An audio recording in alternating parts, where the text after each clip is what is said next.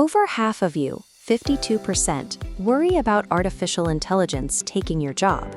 There is a certain irony in an AI-narrated voice discussing the replacement of human workers, but the data behind that anxiety is real. McKinsey and PwC project up to 30% of U.S. work hours could be automated this decade, a global displacement of 92 million jobs. This is already happening. In early 2025, companies reported 78,000 tech job cuts connected to AI. When you pair these immediate layoffs with long-term macroeconomic forecasts, the current level of public concern is a rational response to the data. However, major international AI safety reports tracking current labor markets show a different side of the story. So far, there has been minimal overall disruption to broader employment or wages. For the 2026 AI Jobs Barometer, PwC analyzed over 1 billion job listings across 6 continents to see how AI exposure actually affects a company's bottom line. The findings were counterintuitive. Businesses with the highest AI exposure are currently raising headcount and wages faster than those with less exposure. This growth is fueled by output, with productivity at AI-exposed companies running roughly 40% higher. This creates a central mystery. If AI is automating millions of tasks, why are the companies using it most aggressively the ones paying more and hiring faster? To find the answer, we have to look at who is actually being targeted. During the automation waves of the 1990s and 2000s, the primary target was physical labor and routine manufacturing. Today, research from the University of Pennsylvania and OpenAI shows the target has shifted.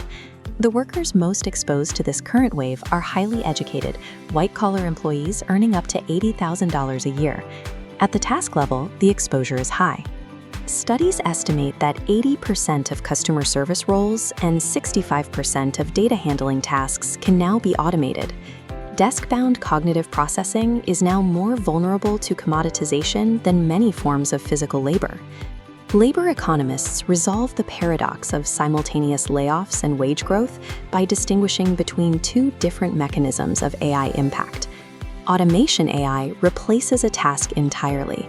This lowers the skill bar required to do the job, which tends to drive down wages for lower-skilled roles. Augmentation AI helps workers do more. It acts as an amplifier, allowing a person to execute higher-value work and driving up their individual compensation.